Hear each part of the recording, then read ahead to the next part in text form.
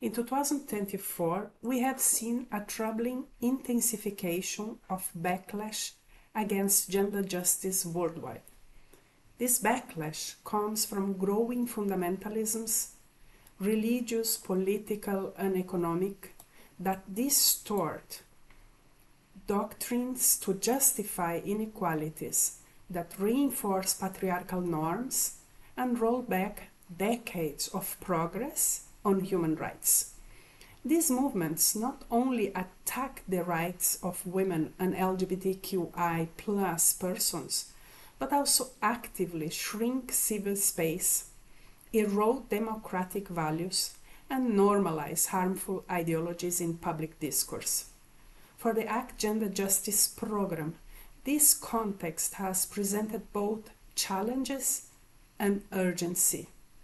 In response, we have doubled down on faith-based strategies that affirm dignity, equality, and inclusion. We have seen how important it is to deconstruct harmful religious narratives and instead lift up inclusive theologies rooted in liberation and injustice.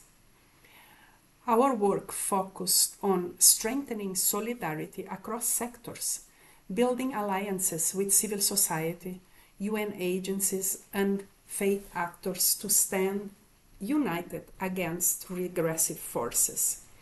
In Sierra Leone, for example, our gender transformative approach empowered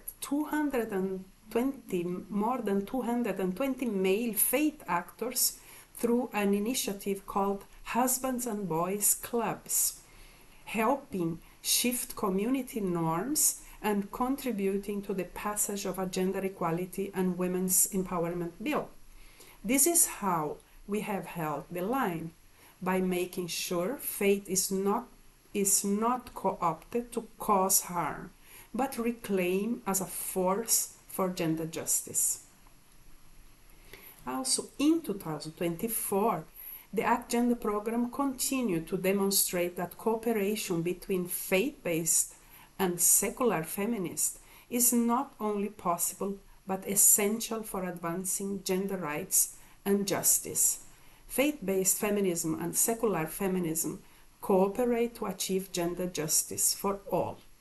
This partnership works better when they are rooted in dialogue, not just a debate, but when both sides listen deeply to each other's lived realities. Rather than erasing differences, we have fostered understanding and co-created strategies that challenge harmful norms without alienating faith communities.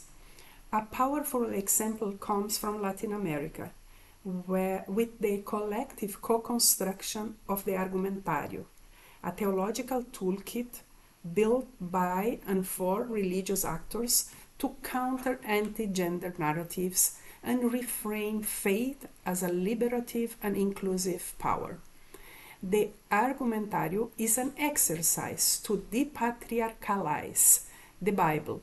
Faith communities are rereading sacred texts to affirm the dignity and rights of all, regardless of gender or orientation.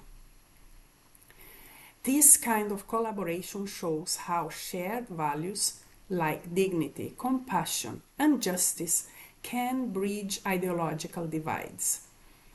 Faith-based feminism brings deep community trust and moral authority, while secular feminism contributes framework on human rights and equity.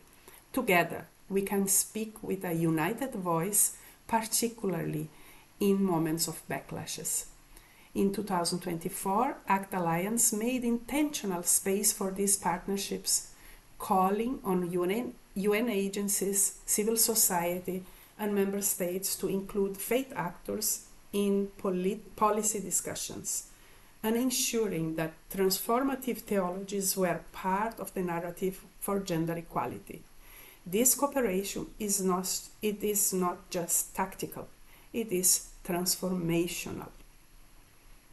Some highlights from the gender program for 2024, from 2024. We saw powerful highlights that reflect our commitment to transformative change, even in a climate of resistance. One of the very impactful initiatives was our cross-sector collaboration in Uganda, where interfaith leaders united under Rakobao, a local organization, they addressed intimate partners' violence using religious teaching to speak out collectively and powerfully.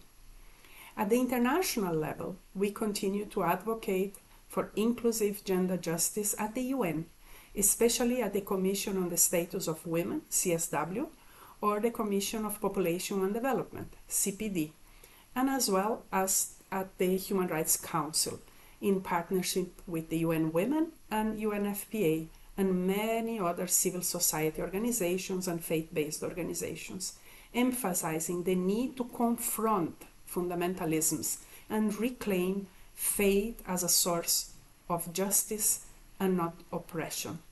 Across all levels, our work centered in a do no harm theology, which is an ethical framework guiding our actions, language, and systems to affirm the dignity of every person. These examples show that even in the face of backlashes, progress is not only possible, it is happening when we stand firm and work together.